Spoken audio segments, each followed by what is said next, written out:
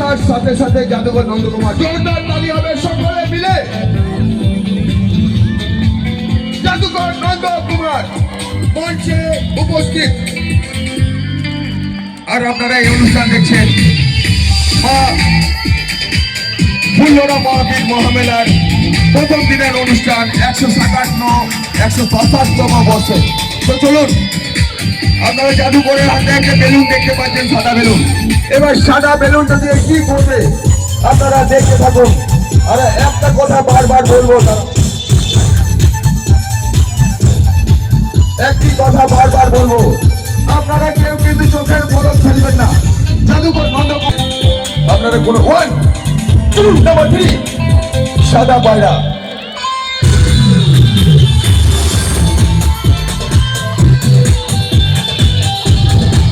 সাদা পায়রা শান্তির প্রতীক। দেখুন, আমরা কেউ অশান্তি বা ঝগড়া